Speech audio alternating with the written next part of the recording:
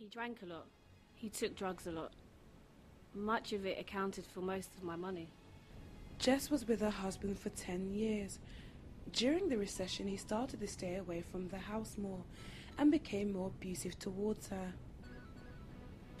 I was with a partner for 6 years and it was controlled. There was a lot of power on his part. Gemma's relationship with her ex-partner was rough from the beginning. It became more physical when the recession began to take its toll. She was frequently in and out of hospital due to injuries from the violent abuse.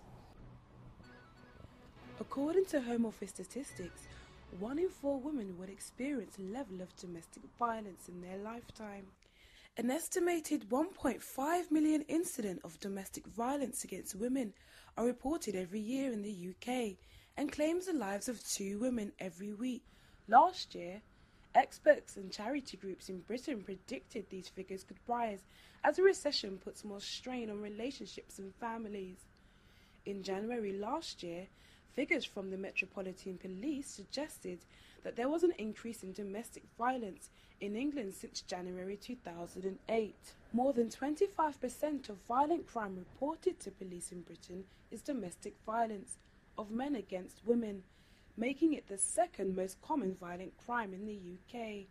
Is it a coincidence that domestic violence has surged in the past few years, or did the recession play its part?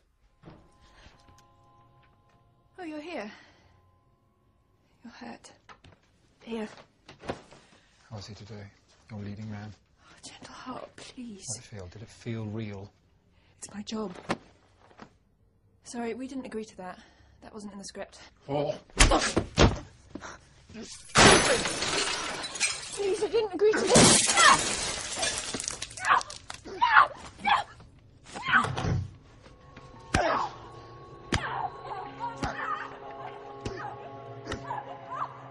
Women's Aid is a national domestic charity that helps over 140,000 women every year.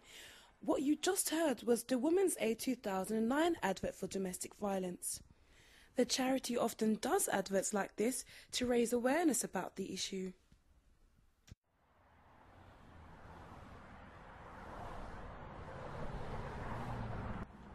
I've come to the Women's Aid in Southampton. Amy Johnson, a co-worker at the Women's Aid branch in Southampton, says domestic violence has always been there, but the recession did have an impact. Domestic violence is a pattern of controlling behaviour, and the recession has not made it any easier. The Home Office Secretary Jackie Smith has insisted that the government are working to prevent crimes such as domestic violence, which have been affected by the recession. They do have some useful guides on their website about what they can do, but they need to take a more hands-on approach. Is there any cases you can think of that would suggest that the recession has caused a strain on households in the UK and in a result led to domestic violence? There was a woman whose husband had lost his job. He used to be a manager at a Woolworths store. Shortly after they went out of business, her husband started to be away from the house more. She worked for the NHS as a nurse, so the recession didn't affect her as much. It came to the point where she was the only one earning money. One day, she decides to confront him about why he is staying away from the house so much. He looked up at her and just punched her. He started shouting abusive things like, "You think you're better than me because you have a job, and because you can afford to pay bills, it doesn't mean you run the house. I run this house." The beatings continued from then on for a year. Last year, we managed over 20,000 calls, which is an increase of 176% since 2004. So financial stress does have a massive impact on domestic violence. So finally, do you think that domestic violence will go down now that we've come out of a recession? I think only time will tell. Domestic abuse is still very high in the UK, and it is early days yet. But Women's Aid now take on more people for training, teaching people about what domestic violence is and to help put an end to it.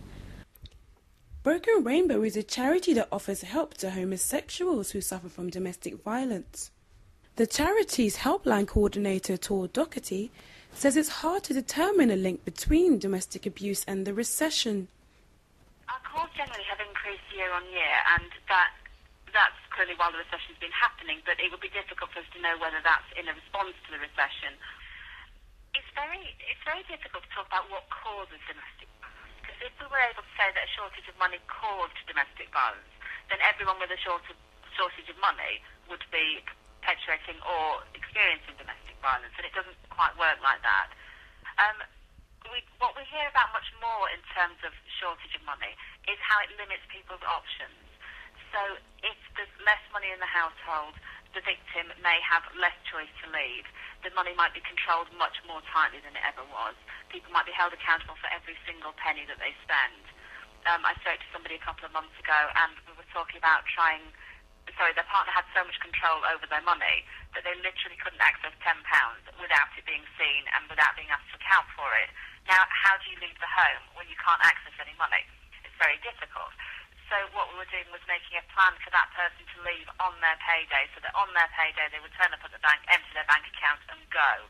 And it's about trying to plan around what money is available. Women's charity Refuge are well known for providing a safe home for women trying to escape domestic violence. Although they were not available for an interview, they issued me a statement in regards to the recession and domestic abuse.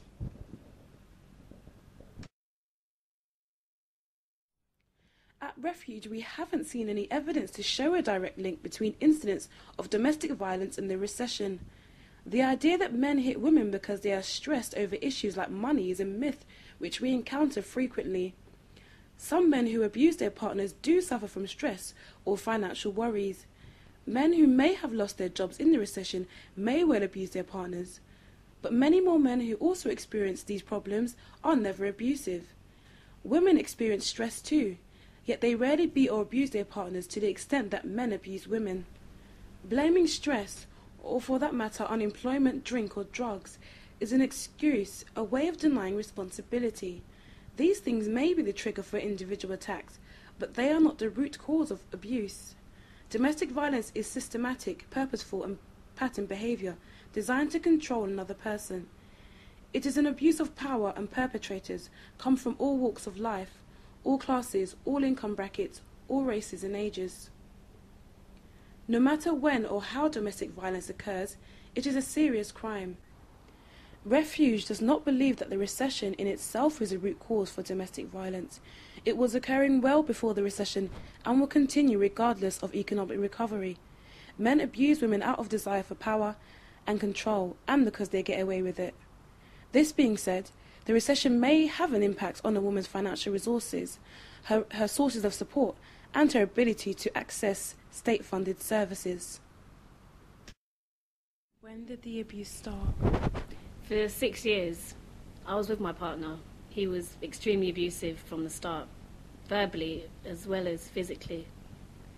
When the recession caused the company he worked for to close down, he lost his job. Soon after that, he started to drink excessively. When he was coming home late, I found myself becoming more weaker as the beatings increased. Jess's story is the perfect example of how people can link domestic violence and a recession together. And it's cases like this that are often used to argue the fact that the recession has affected domestic abuse. So, do you feel the recession is to blame for what happened to you? Most definitely. If it wasn't for the recession, he wouldn't have lost his job. Although things weren't always perfect with us, if the recession didn't happen, I'm convinced he would have been happier. I met another woman whose story was devastating for her and did not want her voice to be recorded. An actor is being used to tell her story. Can you go into a bit more detail? My ex-partner was lucky enough not to lose his job, but his salary was cut down, so we struggled to keep up with the mortgage payments on our house, so we lost our home eventually. What happened after that? Well, we ended up staying with a family member. Since we lost our home, he started to become more reserved and barely spoke to me at all.